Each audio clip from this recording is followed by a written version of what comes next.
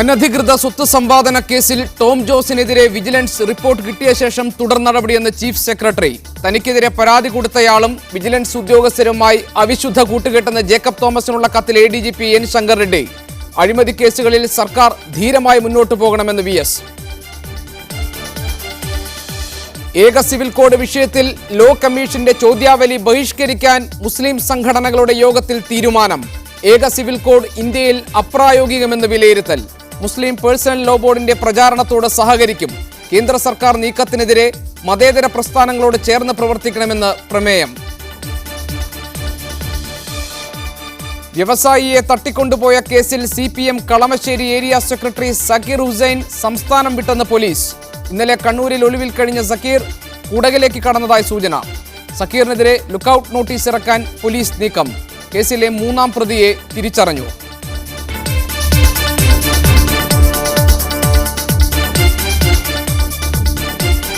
ഏക സിവിൽ കോഡുമായി ബന്ധപ്പെട്ട നിയമ കമ്മീഷന്റെ ചോദ്യാവലി ബഹിഷ്കരിക്കാൻ കോഴിക്കോട്ട് ചേർന്ന മുസ്ലിം സംഘടനകളുടെ യോഗം തീരുമാനിച്ചു.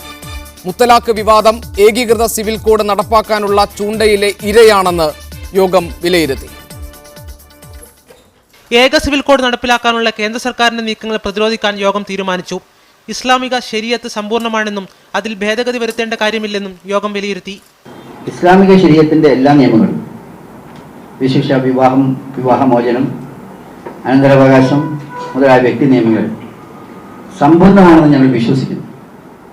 അതിൽ യാതൊരുവിധ ഭേദഗതിയും വരുത്തേണ്ടതില്ല.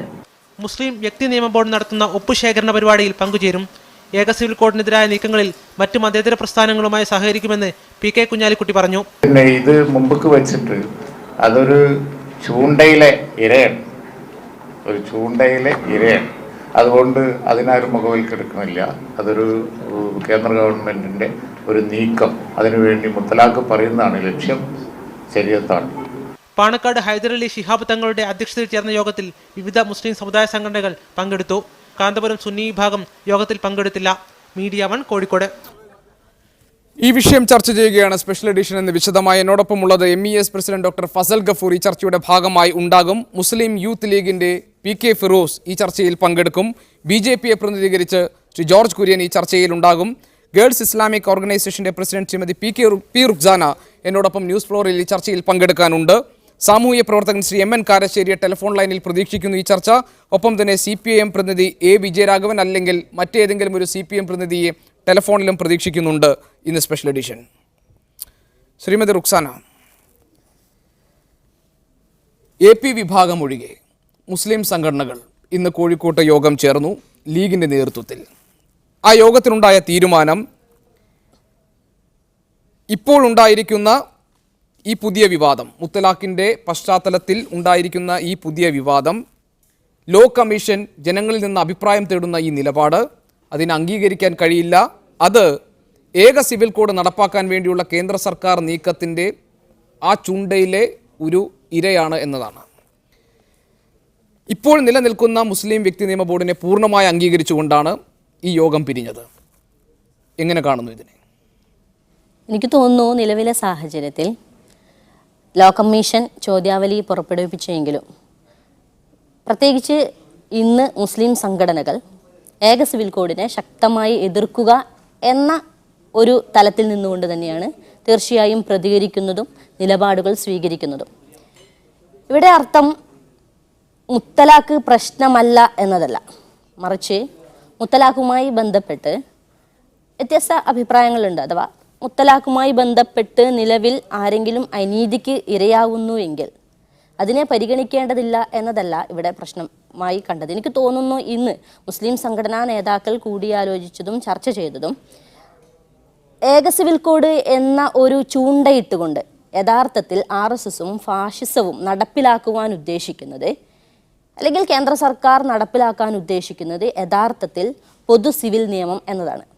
ഇവിടെ ഒരു കാരണവശാലും അതിനെ അംഗീകരിക്കാൻ പാടില്ല എന്നതും ഭരണഘടന ഓരോ സമുദായത്തിനും, വ്യക്തിക്ക് അപ്പുറത്ത് ഓരോ സമുദായത്തിനും ഓരോ വിഭാഗത്തിനും നൽകുന്ന സ്വാതന്ത്ര്യത്തെ അവരുടെ മതവിശ്വാസം അനുസരിച്ച് ജീവിക്കുവാനുള്ള അവരുടെ സ്വാതന്ത്ര്യത്തെ അതിനെ അങ്ങനെ തന്നെ നമുക്ക് വകവെച്ച് നൽകണം എന്നതുമാണ് യഥാർത്ഥത്തിൽ ഇവിടെ പറയുന്നത്. കാരണം നമുക്കറിയാം അഥവാ ഇവിടെ NDA ഭരണത്തിൽ ഏറിയതിനു ശേഷം മുസ്ലിം സമുദായവുമായി ബന്ധപ്പെട്ട് അല്ലെങ്കിൽ ഇസ്ലാമുമായി ബന്ധപ്പെട്ട് മുസ്ലിം സ്ത്രീയുമായി ബന്ധപ്പെട്ട് ചില പരാമർശങ്ങളെ ഒരു തരത്തിലും നമുക്ക് പറയുവാൻ സാധിക്കില്ല ഏറെ നിഷ്കളങ്കമായി അല്ലെങ്കിൽ ലിംഗസമത്വവും ലിംഗപദവിയുമായി ബന്ധപ്പെട്ട് കൊണ്ട് മാത്രമാണെന്നോ അല്ലെങ്കിൽ മുസ്ലിം സമുദായത്തിലെ സ്ത്രീകളുടെ ലിംഗസമത്വം അല്ലെങ്കിൽ അവർ വലിയൊരു അനീതിക്ക് പാത്രമാകുന്നുണ്ട്, അതുകൊണ്ടാണ് ഞങ്ങൾ ഇതിനെ മുന്നോട്ട് വെക്കുന്നത് എന്ന മട്ടിൽ ഇതിനെ വളരെ നിഷ്കളങ്കമായി ഇതിനെ വിലയിരുത്തുവാൻ ഒരു തരത്തിലും സാധിക്കുകയില്ല.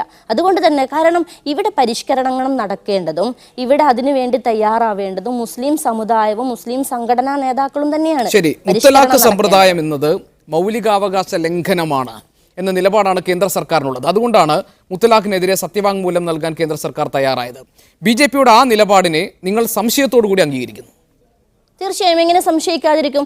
കാരണം ഇവിടെ നമുക്കറിയാം 2011 സെൻസസ് റിപ്പോർട്ട് പ്രകാരം ബഹുഭാര്യത്വം എന്നത് മുസ്ലിം സമുദായത്തിലല്ല കൂടുതലായി നടക്കുന്നത്, അത് ഹിന്ദു സമുദായത്തിലാണ് എന്ന് പറയുമ്പോഴേ അതെന്തുകൊണ്ട് ചർച്ചയാവുന്നില്ല? എനിക്ക് തോന്നുന്നു ഇവിടെ മുത്തലാഖല്ല പ്രശ്നം. മുത്തലാഖ് പരിഹരിച്ചതുകൊണ്ടോ അതിലൂടെ കൃത്യമായ നടപടികൾ സ്വീകരിച്ചതുകൊണ്ടോ ഒരിക്കലും ഇവരുടെ ചോദ്യങ്ങളോ അല്ലെങ്കിൽ ഇവർ ഇസ്ലാം എന്ന ഒരു മതത്തിനെ പ്രതിപട്ടികയിൽ നിർത്തുവാനുള്ള ഒരു മനസ്സോ ഇവിടെ അസ്തമിക്കുന്നില്ല. അതിന് തൊട്ടപ്പുറത്ത് ബഹുഭാര്യത്വം ഉണ്ടാകും, അതിനുശേഷം അനന്തരാവകാശം ഉണ്ടാകും, അതിനുശേഷം ഇസ്ലാം എന്നത് തന്നെ ഒരു പ്രതിപട്ടികയിൽ നിർത്തും എന്നതാണ് വാസ്തവം. ഞാൻ വരാൻ തിരിച്ച് ശ്രീ ജോർജ് കുര്യൻ, മുത്തലാഖ് വിഷയത്തിൽ കേന്ദ്ര സർക്കാർ സ്വീകരിച്ചിരിക്കുന്ന നിലപാട് അത് രാജ്യത്തെ മുസ്ലിം സ്ത്രീകൾക്ക് ഭരണഘടന ഉറപ്പു നൽകുന്ന മൗലികാവകാശങ്ങളുടെ ലംഘനത്തിൻ്റെ പേരിൽ BJP എടുത്തിട്ടുള്ള ഏണസ്റ്റ് ആയിട്ടുള്ള ഒരു നിലപാടായി കാണാൻ ഇവിടുത്തെ മുസ്ലിം സംഘടനകൾ തയ്യാറല്ല.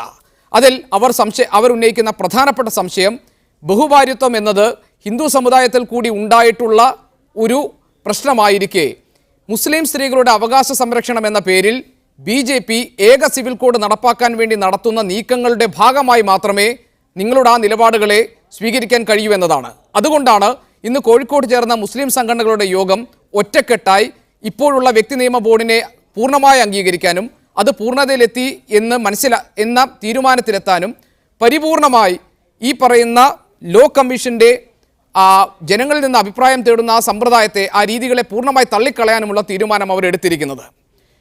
BJPയുടെ ഉള്ളിലിരിപ്പ് പുറത്തായി എന്നല്ലേ ഇത് കാണിക്കുന്നത്? അല്ല, ഇത് രണ്ടും രണ്ട് കാര്യമാണ്. അതായത് കോമൺ സിവിൽ കോഡിനെ സംബന്ധിച്ച് സുപ്രീം കോടതി സർക്കാരിൻ്റെ അഭിപ്രായം തേടിയത് Albert Antony versus union of India എന്ന കേസിലാണ്. കഴിഞ്ഞ വർഷം 2015 ഒക്ടോബർ മാസം 12 അതിൻ്റെ അകത്ത് ആൽബർട്ട് ആൻ്റണി പറയുന്നത് 1869 ഇന്ത്യൻ വിവാഹമോചന നിയമത്തിലെ 10A1 അനുസരിച്ച് ക്രിസ്ത്യൻ ദമ്പതിമാർക്ക് വിവാഹമോചനം കിട്ടണമെങ്കിൽ 2 വർഷം അവർ പിരിഞ്ഞ് താമസിക്കണം. അതേസമയം ഇവിടുത്തെ ഹിന്ദു മാരേജ് ആക്ടിലെ 13B അനുസരിച്ച് 1 വർഷം മതി. പാർസി മാരേജ് ആക്ട് അനുസരിച്ച് 32B അനുസരിച്ച് 1 വർഷം മതി.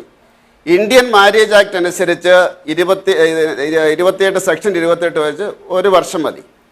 അപ്പോൾ അതാണ് ചോദ്യം ചെയ്തത്. അത് ചോദ്യം ചെയ്ത അവസരത്തിൽ സോളിസിറ്റർ ജനറൽ രഞ്ജിത് കുമാർ കോടതിയിലുണ്ടായിരുന്നു. കോടതി നേരിട്ട് അദ്ദേഹത്തിനോട് സർക്കാരിൻ്റെ അഭിപ്രായം അറിയിക്കണം, ഈ കോമൺ സിവിൽ കോഡിനെ സംബന്ധിച്ച് സർക്കാരിൻ്റെ അഭിപ്രായം അറിയിക്കണം എന്ന് പറഞ്ഞു. അതിൻ്റെ അടിസ്ഥാനത്തിലാണ് സർക്കാർ ലോ കമ്മീഷനോട് ഇത് സംബന്ധിച്ച് അഭിപ്രായ രൂപീകരണം നടത്തുവാൻ ആവശ്യപ്പെട്ടത്. പ്രഥമവും പ്രധാനവുമായിട്ടുള്ള കാര്യം, ഈ കോമൺ സിവിൽ കോഡുമായിട്ടുള്ള സുപ്രീം കോടതിയുടെ അഭിപ്രായം ആരാഞ്ഞത് അത് മുസ്ലിം സമുദായവുമായിട്ട് ബന്ധപ്പെട്ട് മാത്രമല്ല.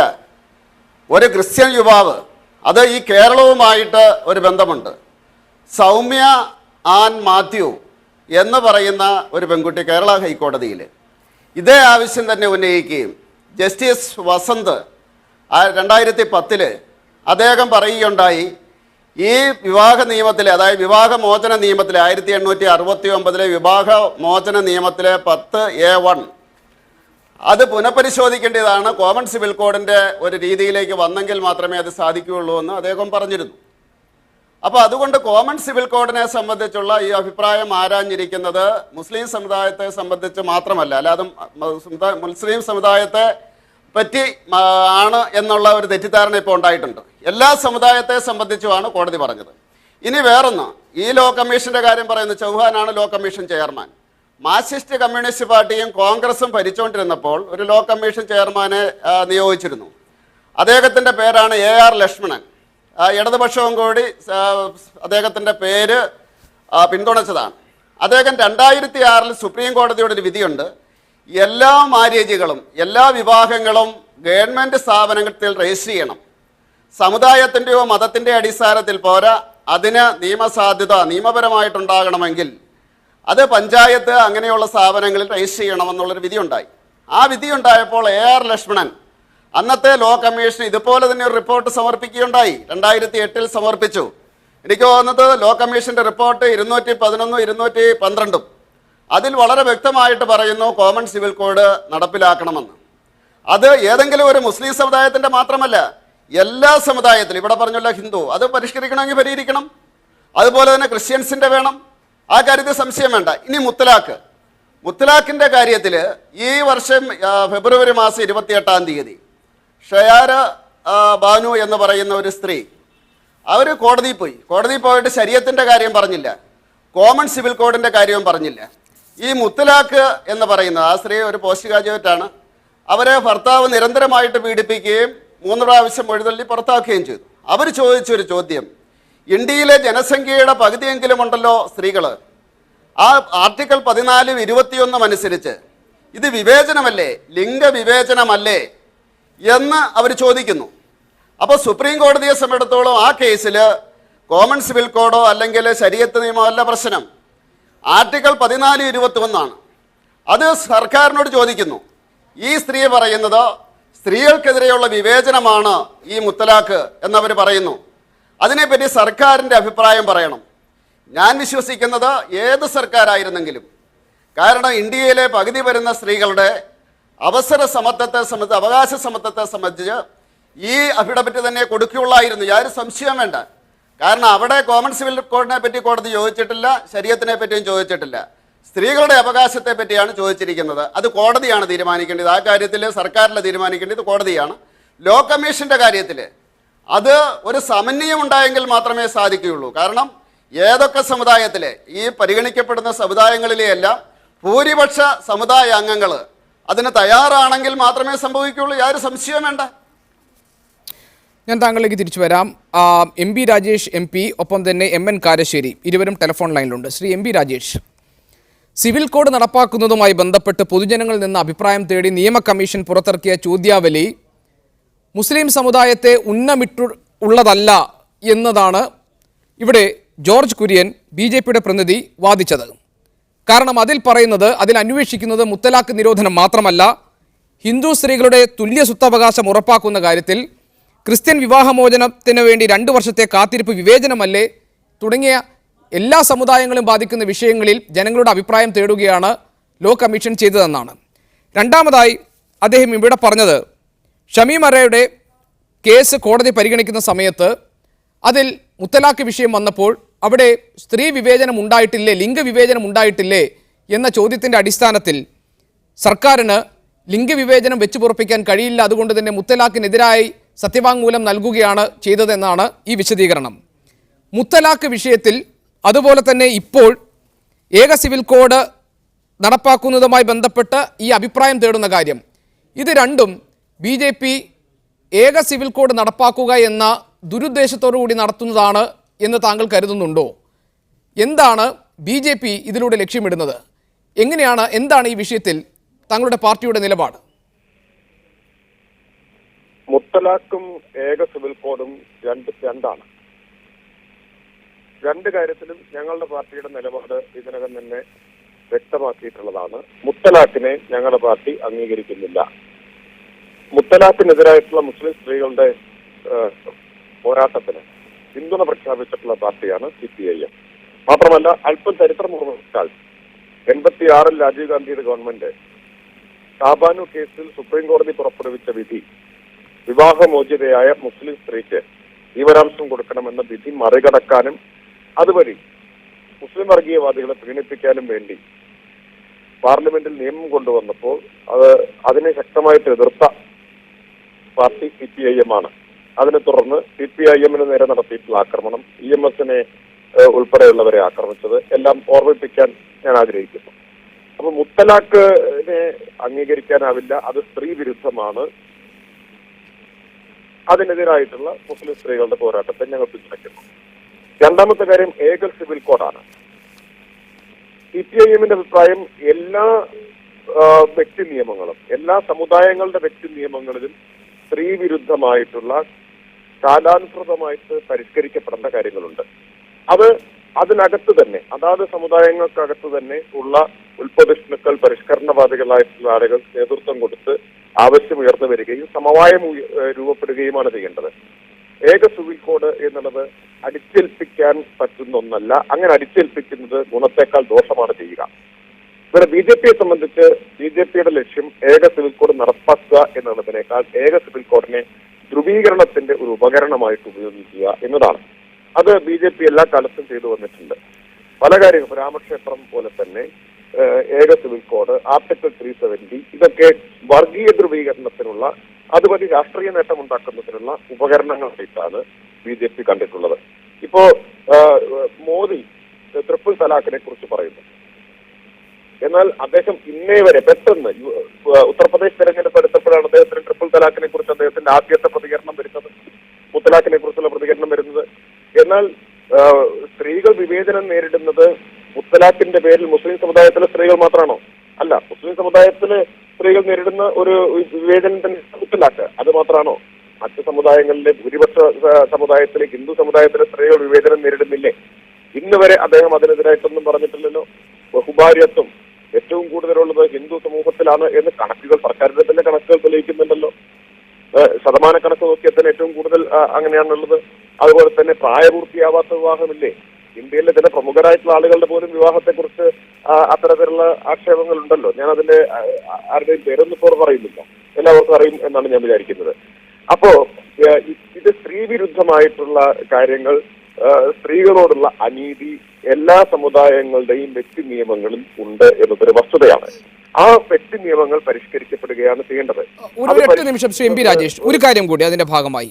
ഇന്നിപ്പോൾ കോഴിക്കോട് ചേർന്ന മുസ്ലിം സംഘടനകളുടെ യോഗത്തിൽ ഉണ്ടായ തീരുമാനം, അവരുടെ നിലപാട് വിവാഹമോചനം, സ്വത്തവകാശം തുടങ്ങിയ കാര്യങ്ങളിൽ മുസ്ലിം വ്യക്തി നിയമ ബോർഡിന്റെ ഉള്ളടക്കം പൂർണ്ണമാണെന്നതാണ്. അവരിന്നെടുത്ത ആ നിലപാടിന് താങ്കളുടെ പാർട്ടിയുടെ പിന്തുണയുണ്ടോ? ഞങ്ങളുടെ പാർട്ടി ഇക്കാര്യത്തിൽ നിലപാട് ആദ്യമേ വ്യക്തമാക്കിയിട്ടുണ്ട്. ഞാൻ ആവർത്തിക്കുന്നില്ല, മുത്തലാഖിനെ ഞങ്ങളുടെ പാർട്ടി അംഗീകരിക്കുന്നില്ല. എല്ലാ സമുദായങ്ങളുടെയും വ്യക്തി നിയമങ്ങളിൽ പരിഷ്കരണം ആവശ്യമാണ്. പ്രത്യേകിച്ച് സ്ത്രീകളുടെ അവകാശങ്ങളും ഒക്കെ ആയിട്ട് ബന്ധപ്പെട്ട് എല്ലാ സമുദായങ്ങളുടെയും വ്യക്തി നിയമങ്ങളിൽ പരിഷ്കരണം ആവശ്യമായിട്ടുള്ളതാണ്.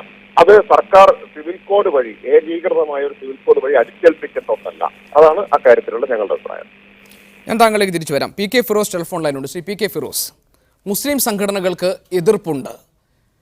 മുത്തലാഖിന്റെ വിഷയത്തിൽ മാത്രമല്ല, ഏക സിവിൽ കോഡ് നടപ്പാക്കാൻ വേണ്ടിയുള്ള BJP-യുടെ നീക്കത്തിന്റെ ഭാഗമായി മാത്രമാണ് മുത്തലാഖ് വിഷയം ഇപ്പോൾ ഇത്ര വലിയ ചർച്ചയാക്കുന്നതെന്ന അഭിപ്രായമുണ്ട്. മുസ്ലിം വ്യക്തി നിയമ ബോർഡിനെ മുറുകെ പിടിച്ചുകൊണ്ട് ഇപ്പോൾ നിയമ കമ്മീഷൻ നടത്തുന്ന ഈ എക്സസൈസുകളെ മൊത്തം തള്ളിക്കളയാൻ വേണ്ടിയുള്ള നിലപാട് അവർ സ്വീകരിച്ചു കഴിഞ്ഞു. അതിന് നേതൃപരമായ ഒരു സാന്നിധ്യമായി ലീഗ് മാറുന്നത് രാഷ്ട്രീയ ഉദ്ദേശത്തോടു കൂടിയാണ് എന്ന ആക്ഷേപം നിങ്ങൾക്ക് മേലുണ്ട്. അതുകൊണ്ടല്ലേ ഇന്ന് മുസ്ലിം സംഘടനകളുടെ യോഗം വിളിച്ചപ്പോൾ അതിൽ നിന്ന് AP സുന്നി വിഭാഗം വിട്ടുനിന്നത്? നിങ്ങൾക്ക് മേലുള്ള ആരോപണം ഏക സിവിൽ കോഡ് നടപ്പാക്കപ്പെടുമെന്ന ഭയത്തിൻ്റെ പേരിൽ, മുസ്ലിം വ്യക്തി നിയമ ബോർഡ് സംരക്ഷിക്കപ്പെടണമെന്ന ആവശ്യത്തിൻ്റെ പേരിൽ മുസ്ലിം സംഘടനകൾ നടത്തുന്ന നീക്കത്തെ രാഷ്ട്രീയമായി ഉപയോഗിക്കാൻ ലീഗ് ശ്രമിക്കുന്നു എന്നതാണ്. PK ഫിറോസ്, താങ്കളുടെ മറുപടി. അത് രാഷ്ട്രീയമായ ഉപയോഗമല്ല ഗോപികൃഷ്ണൻ. ഇവിടെ Bharatiya Janata party uniform civil code എന്ന വിഷയം ചർച്ചയ്ക്ക് കൊണ്ടുവരുന്നത് രാഷ്ട്രീയമായ ചില ഉദ്ദേശങ്ങളോട് കൂടിയാണ്. BJP അതാത് സമയങ്ങളിൽ കൊണ്ടുവന്ന അജണ്ടകളും ഇത്തരത്തിലുള്ള ചർച്ചകളും മാത്രം പരിശോധിച്ചാൽ നമുക്കത് ബോധ്യമാകും. നേരത്തെ കഴിഞ്ഞ ലോക്സഭാ തെരഞ്ഞെടുപ്പിന് മുമ്പ് യു പിയിൽ മാത്രം ചർച്ചയാക്കി കേരളത്തിലും ഒന്ന് ചർച്ചയാക്കാൻ വേണ്ടി ശ്രമിച്ചിരുന്നു. ലവ് ജിഹാദ് ആവട്ടെ, ബാബരി മസ്ജിദ് ആവട്ടെ, അതുപോലെയുള്ള വിവിധ വിഷയങ്ങൾ, ഗോമാതാവട്ടെ, അത്തരം വിഷയങ്ങളൊക്കെ BJP ഉയർത്തുന്നത് രാഷ്ട്രീയമായ ലക്ഷ്യത്തോടു കൂടിയാണ്. ഇപ്പൊ യൂണിഫോം സിവിൽ കോഡ് രാജ്യത്തൊരു ചർച്ചയാക്കുന്നത് ഉത്തർപ്രദേശിന്റെ തെരഞ്ഞെടുപ്പിന്റെ പശ്ചാത്തലത്തിലാണ്. സ്വാഭാവികമായും രാഷ്ട്രീയമായി അതിനെ പ്രതിരോധിക്കേണ്ട ബാധ്യത എന്നുള്ള നിലക്കാണ് മുസ്ലിം ലീഗ് ഇതിനെ നോക്കിക്കാണുന്നത്. അല്ലാതെ മുസ്ലിം സംഘടനകളെ ഉപയോഗപ്പെടുത്തുക എന്നുള്ള ഒരു താല്പര്യമല്ല. രാഷ്ട്രീയമായി BJPയുടെ ലക്ഷ്യങ്ങളെ പ്രതിരോധിക്കുക എന്ന താല്പര്യമാണ് ലീഗ് ഇവിടെ ചെയ്യാൻ പോകുന്നത്. പിന്നെ ഇനി ഇവർ പറയുന്ന യൂണിഫോം സിവിൽ കോഡ് വന്നാൽ ഇന്ത്യയിലെ എല്ലാ പ്രശ്നങ്ങൾക്കും പരിഹാരമാകും എന്നാണ് BJP അവകാശപ്പെടുന്നതെങ്കിൽ ഞാൻ ഒരൊറ്റ ചോദ്യം ചോദിക്കട്ടെ. ഇന്ത്യയിൽ യൂണിഫോം സിവിൽ കോഡുള്ള ഒരു സംസ്ഥാനമുണ്ട്, ഗോവ. ഗോവയിൽ അവിടെ ഏറ്റവും അവസാനത്തെ കണക്കുകളടക്കം എടുത്ത് പരിശോധിച്ചു. അവിടെ ഏകപക്ഷീയമായ വിവാഹമോചനവും അതുപോലെ തന്നെ അവരുടെ സ്വത്തിലുള്ള വീതം വെപ്പിലുള്ള പ്രശ്നങ്ങളും പോളിഗമി ഉൾപ്പെടെയുള്ള പ്രശ്നങ്ങൾ റിപ്പോർട്ട് ചെയ്തതായി പുതിയ വാർത്തകൾ, ഏറ്റവും ലേറ്റസ്റ്റ് ആയ വാർത്തകളിൽ നിന്നും പോലും നമുക്ക് കാണാം. അപ്പൊ യൂണിഫോം സിവിൽ കോഡ് വന്നാൽ ഇന്ത്യയിലെ സ്ത്രീകളുടെ അല്ലെങ്കിൽ ലിംഗസമത്വം ഉൾപ്പെടെയുള്ള വിഷയങ്ങളിൽ പരിഹാരമുണ്ടാകും എന്ന വാദങ്ങൾക്ക് അടിസ്ഥാനമില്ലാതിരിക്കെ, മാത്രമല്ല യൂണിഫോം സിവിൽ കോഡിന്റെ ഒരു കരട് പോലും സിവിൽ കോഡ് എന്ന് പറയുന്നത് രാഷ്ട്രീയമായി തെരഞ്ഞെടുപ്പിന്റെ പ്രകടന പത്രികയിൽ അവകാശമായി ഉന്നയിച്ചവരുടെ കയ്യിൽ ഇല്ലാതിരിക്കെ അവരുന്നയിക്കുന്ന, അവർ നടത്തുന്ന, അവർ നേതൃത്വം കൊടുക്കുന്ന എല്ലാ ചർച്ചകളും രാഷ്ട്രീയമായ ഉദ്ദേശങ്ങളോടെ ആണെന്ന് ഞങ്ങൾക്ക് ബോധ്യമുണ്ട്. ആ ബോധ്യത്തിന്റെ അടിസ്ഥാനത്തിലാണ് രാഷ്ട്രീയമായി അതിനെ പ്രതിരോധിക്കുന്നത്. ഞാൻ താങ്കളിലേക്ക് വരാം. ശ്രീ എം എൻ കാരശ്ശേരി, മുസ്ലിം വ്യക്തി നിയമ ബോർഡിൽ ചില പോരായ്മകളുണ്ട് എന്ന അഭിപ്രായമുള്ള മുസ്ലിം സ്ത്രീകളുണ്ട്. അതിൽ സ്ത്രീ വിരുദ്ധമായ നിലപാടുകളുണ്ട് എന്ന അഭിപ്രായമുള്ളവരുണ്ട്. എന്നാലും ഇപ്പോൾ മുസ്ലിം വ്യക്തി നിയമ ബോർഡിലെ ഈ പോരായ്മകളുടെ പേരിൽ ഏക സിവിൽ കോഡ് എന്ന ആശയത്തെ അംഗീകരിക്കാൻ അവരാരും തന്നെ തയ്യാറല്ല. ഒരു ഘട്ടത്തിൽ ഡോക്ടർ ഖദീജ മുംതാസിനെ പോലുള്ളവർ തുടക്കത്തിൽ ഏക സിവിൽ കോഡ് എന്ന ആശയത്തെ അംഗീകരിക്കുകയും പിന്നീട് അത് അതിലും അപകടകരമായ ഒരു സ്ഥിതിവിശേഷം ഉണ്ടാക്കാൻ പോകുന്നു എന്ന തിരിച്ചറിവിൽ അവർ തന്നെ പറഞ്ഞതനുസരിച്ച് ഇപ്പോൾ ആ നിലപാടിൽ നിന്ന് പിന്നാക്കം പോവുകയുമാണ് ചെയ്തത്. BJP ഇവിടെ ലിംഗവിവേചനം ഉണ്ടാകാൻ പാടില്ല, മുസ്ലിം സ്ത്രീകൾ ഭരണഘടനാപരമായ അവകാശങ്ങൾ ലംഘിക്കപ്പെടുന്ന സാഹചര്യം, അവർക്ക് നിഷേധിക്കപ്പെടുന്ന സാഹചര്യം ഉണ്ടാകുന്നു, അതുകൊണ്ട് BJP ഇക്കാര്യത്തിൽ ഉറച്ച നിലപാടെടുക്കുന്നു എന്ന് പറയുമ്പോൾ തന്നെ ഏക സിവിൽ കോഡ് നടപ്പാക്കാൻ വേണ്ടിയുള്ള നീക്കത്തിൻ്റെ അതിനെ മറയാക്കി നിർത്തിക്കൊണ്ടുള്ള ഒരു നിലപാടായി മാത്രമാണ് മുസ്ലിം സംഘടനകൾ ഇതിനെ കാണുന്നത്. ഇത് എത്രത്തോളം ശരിയാണ്? ഇത് ഏത് തരത്തിലുള്ള പ്രതിഫലനമാണ് ഉണ്ടാക്കാൻ പോകുന്നത്? Shri M N Karassery. ഞാന് ഇടയ്ക്കിടയ്ക്ക് ഫോൺ കട്ടായതുകൊണ്ട് പലരും പറഞ്ഞത് വ്യക്തമായി കേട്ടില്ല. ഞാൻ മനസ്സിലാകുന്നു. അതായത് പിന്നെ നമ്മള് പത്രങ്ങളിൽ നിന്നും മറ്റ് മാധ്യമങ്ങളിൽ നിന്നൊക്കെ ഇവരുടെ മുസ്ലിം ലീഗിന്റെയും CPM-ന്റെയും ഒക്കെ നിലപാടുകളെ പറ്റി എനിക്കൊരു ധാരണയുണ്ട്. ഇതിൽ അടിസ്ഥാനപരമായി എനിക്ക് പറയാനുള്ളൊരു കാര്യം, BJP ആണെങ്കിലും CPM ആണെങ്കിലും മുസ്ലിം ലീഗ് ആണെങ്കിലും കോൺഗ്രസ് ആണെങ്കിലും ഒക്കെ അവര് ഇതിൽ വോട്ട് ബാങ്ക് രാഷ്ട്രീയം കാണുന്നുണ്ട്. ഞാന് മുത്തലാഖ് എന്ന് പറയുന്നത് അനിസ്ലാമികമാണ് എന്നും ജനാധിപത്യ വിരുദ്ധമാണ് എന്നും മനുഷ്യത്വ വിരുദ്ധമാണ് എന്നും വിചാരിക്കുന്ന ഒരാളാണ്. അത് കഴിയുന്ന വേഗം എത്ര നേരത്തെ പറ്റോ അത്ര നേരത്തെ അത് നിരോധിക്കണം. നിരോധിക്കുക എന്ന് പറഞ്ഞാല് മുസ്ലിം പുരുഷന് ഭാര്യയെ വിവാഹമോചനം ചെയ്യാനുള്ള അവകാശമില്ലാതെയാക്കണം എന്നല്ല പറയുന്നത് ഇവിടുത്തെ മറ്റ് സമുദായങ്ങളിലെ പുരുഷന്മാരുടെ മാതിരി ഒരു നീതിന്യായ കോടതിയുടെ മുമ്പാകെ വന്ന് ആ കോടതിയുടെ അറിവോടും അനുവാദത്തോടും കൂടി മാത്രമേ അദ്ദേഹം വിവാഹമോചനം നടത്താവൂ. ഒരു SMS അയച്ചാലോ ഒരു ഇമെയിൽ അയച്ചാലോ ഒരു മൊബൈൽ ഫോണിൽ വിളിച്ചു പറഞ്ഞാലോ വിവാഹമോചനം ഇല്ലാതെയാവുന്നൊരു ഏർപ്പാട് ഇന്ന് ഇന്ത്യയിലുണ്ട്. വീട്ടിലെ വേലക്കാരി അങ്ങനെ പിരിച്ചുവിടാൻ പറ്റില്ല. നിങ്ങളുടെ കൂടെ 1 കൊല്ലോ 2 കൊല്ലോ 10 കൊല്ലോ ജീവിച്ച് നിങ്ങളുടെ മക്കളെയൊക്കെ പ്രസവിച്ച് സ്വന്തം ഭാര്യയെ അങ്ങനെ പിരിച്ചുവിടാൻ പറ്റും. അതിനാരോടും സമാധാനം പറയണ്ട എന്ന തരത്തിലുള്ള ഒരു ജീർണതയാണ് മുത്തലാഖിലുള്ളത്.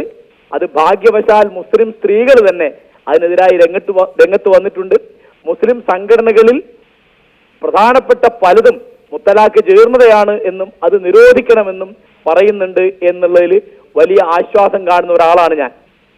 ഇപ്പൊ ചോദിക്കും, മുസ്ലിം പുരുഷൻ എന്തിനാ കോടതി പോകുന്നത്? ഇസ്ലാമിക നിയമം അനുസരിച്ച് സ്ത്രീക്ക് ഭർത്താവിനെ അങ്ങോട്ട് വിവാഹമോചനം ചെയ്യാനുള്ള അവകാശമുണ്ട്. അതിന്റെ പേര് ഫസ്ഖ് എന്നാ. ഫസ്ക് ചെയ്യാൻ ഇന്ത്യയിൽ മുസ്ലിം സ്ത്രീ കോടതി പോണം. കോടതിയുടെ അറിവും അനുവാദവും ഉണ്ടെങ്കിൽ ഫസ്കിന് നിയമസാധുതയുള്ളൂ.